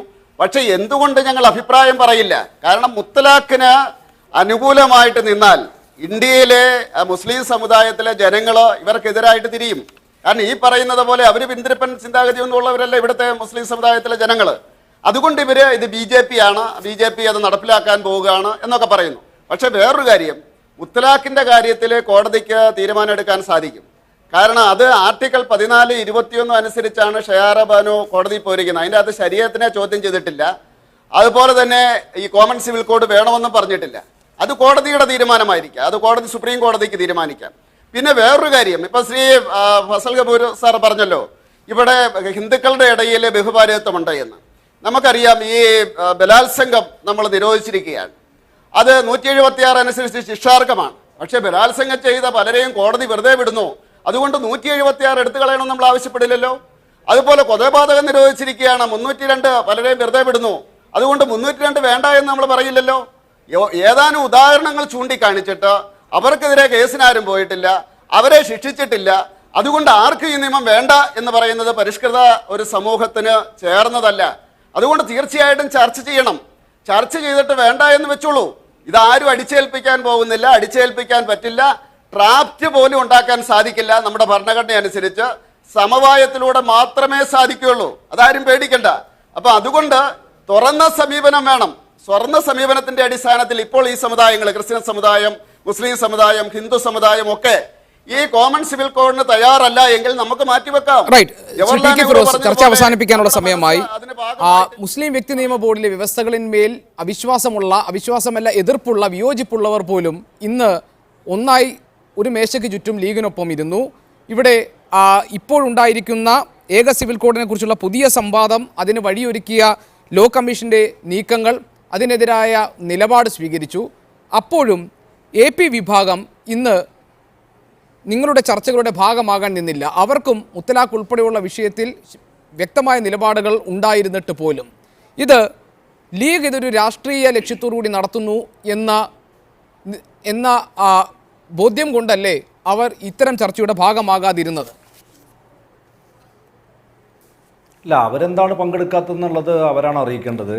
അവർ പിന്നെ മുസ്ലിം ലീഗ് നേതൃത്വത്തെയോ കോർഡിനേഷൻ കമ്മിറ്റിയോ അവർ പങ്കെടുക്കാത്തതിൻ്റെ കാരണം അവർ അറിയിച്ചിട്ടില്ല. നേരത്തെയും ഇതുമായി ബന്ധപ്പെട്ട് എറണാകുളത്തും അതുപോലെ കോഴിക്കോട് ടൗൺ ഹാളിലും കോർഡിനേഷൻ കമ്മിറ്റിയുടെ യോഗം ചേർന്നപ്പോൾ അവർ പങ്കെടുത്തിട്ടില്ല. അത് അവരാണ് പറയേണ്ടത് എന്തുകൊണ്ട് അവർ പങ്കെടുത്തിട്ടില്ല എന്നുള്ളത്. ഇവിടെ പ്രശ്നം അതല്ല. ഈ കോർഡിനേഷൻ കമ്മിറ്റിയൊക്കെ ഇപ്പോൾ നേരത്തെ ഫസൽ ഗഫൂറും അതുപോലെ തന്നെ റുക്സാനയും ഒക്കെ പറഞ്ഞതുപോലെ ഇതിൻ്റെ ഒരു രാഷ്ട്രീയം ഉയർത്തിക്കൊണ്ടുവരിക എന്നുള്ളതാണ് ഇന്ന് എല്ലാവരും ചർച്ചയിലൂടെ ഉന്നയിച്ചിട്ടുള്ളത്. ഇപ്പോൾ ഇവിടെ ഈ ജോർജ് കുര്യനടക്കം ഫസൽ ഗഫൂർ പറഞ്ഞ നേരത്തെയുള്ള ബഹുഭാര്യത്വത്തെ അദ്ദേഹം പറഞ്ഞ എന്താ, ബലാത്സംഗവും അതുപോലെ തന്നെ കൊലപാതകം പോലെയുള്ള മാരകമായ ഒരു കുറ്റകൃത്യമാണെന്നാണ് അദ്ദേഹം പറഞ്ഞത്. അങ്ങനെയാണെങ്കിൽ അത്തരം കുറ്റകൃത്യം ചെയ്തവരെ മിനിമം ആ പാർട്ടിയിൽ നിന്നെങ്കിലും അവർ പുറത്താക്കണ്ടേ? അത്ര മാരകമായ ഒരു കുറ്റകൃത്യമാണെങ്കിൽ. ഇപ്പോൾ പുറത്തു വരുന്ന കണക്കുകൾ എന്താണ്? ഇപ്പോൾ ബഹുഭാര്യത്വം മുസ്ലിം സമുദായത്തിന് 4 വരെ വിവാഹം നടത്താം. എന്നാൽ ക്രിസ്ത്യൻ സമുദായത്തിനോ ഹിന്ദു സമുദായത്തിനോ ബഹുഭാര്യത്വം അനുവദനീയമല്ല. എന്നാൽ പുറത്തു വന്ന കണക്കുകൾ അനുസരിച്ച് ഏറ്റവും കൂടുതൽ ബഹുഭാര്യത്വമുള്ളത് മുസ്ലിം സമുദായത്തിനകത്തല്ല. എന്നാൽ അതിൻ്റെ ദുരന്തം എന്താണ്? ഈ ബഹുഭാര്യത്വമുള്ള സ്ത്രീകൾക്ക്, അവരുടെ കുട്ടികൾക്ക് നിയമപരമായി യാതൊരു അവകാശവുമില്ല. അത് ഈ യൂണിഫോം സിവിൽ കോഡ് നടപ്പിലാക്കിയാൽ പോലും നിങ്ങൾ പറയുന്ന പ്രശ്നം അവിടെ ബാക്കിയാണ്. ഈ പറഞ്ഞ യൂണിഫോം സിവിൽ കോഡ് ആയിരുന്നു പ്രശ്നമെങ്കിൽ മുസ്ലിം സമുദായത്തിനകത്ത് ഏറ്റവും കൂടുതൽ ബഹുഭാര്യത്വം ഉണ്ടാവുകയും നിയമം മൂലം നിരോധിച്ച മറ്റു സമുദായത്തിനകത്ത് ഇത് ഇല്ലാതെ പോവുകയും വേണ്ടിയിരുന്നു. യൂണിഫോം സിവിൽ കോഡുള്ള ഗോവയിൽ ഒരു പ്രശ്നങ്ങളും ഇല്ലാതെ പോകുമായിരുന്നു. ഈ നേരത്തെ ഇവിടെ പറഞ്ഞ ദുരഭിമാന കൊലയടക്കം പിന്നെ ഈ രാജ്യത്ത് സ്ത്രീകൾ നേരിടുന്ന പ്രശ്നങ്ങൾക്ക് അറുതി വരുമായിരുന്നു. അപ്പോൾ യൂണിഫോം സിവിൽ കോഡ് അല്ല ഇവിടെ പ്രശ്നം എന്നുള്ളതൊരു യാഥാർത്ഥ്യമാണ്. ബഹുഭാര്യത്വം അനുവദിച്ചത് നിയമം മൂലം അനുവദിച്ചതല്ല ബഹുഭാര്യത്വം വർദ്ധിക്കാനുള്ള കാരണം എന്നുള്ളത് യാഥാർത്ഥ്യമാണ്. അപ്പോൾ ആ യാഥാർത്ഥ്യത്തിൻ്റെ മുകളിൽ ചർച്ചകൾ നടത്താതെ ഒരു സമുദായത്തെ മാത്രം പ്രതിക്കൂട്ടിൽ നിർത്തിക്കൊണ്ട് അതിനെ ടാർഗറ്റ് ചെയ്ത് അവരെ സൈഡ് ലൈൻ ചെയ്യുക എന്നുള്ള രാഷ്ട്രീയമായ അജണ്ട, ആ അജണ്ട എന്തിന്റെ ഭാഗമായിട്ടാണ്? സിവിൽ കോഡിൽ മുഴുവൻ വസ്തുതകളും പുറത്തു കൊണ്ടുവരുന്ന ആരോഗ്യകരമായ സംവാദങ്ങൾ ഇനിയും ഉണ്ടാകട്ടെ. വളരെയധികം നന്ദി Shri doctor Fazal Gafoor, Shri George Kurian, Shri P K Firoz, Shrimati Ruksana, Shri M N Karassery ഈ ചർച്ചയിൽ പങ്കെടുത്തത്. ഈ സ്പെഷ്യൽ എഡിഷൻ ഇവിടെ പൂർണ്ണമാകുന്നു. കൂടുതൽ വാർത്തകൾക്കും ദൃശ്യങ്ങൾക്കും media1tv.in എന്ന ഞങ്ങളുടെ വെബ്സൈറ്റ് സന്ദർശിക്കാം. ഇനി MAT മൂസ കാണാം. Bye, good night.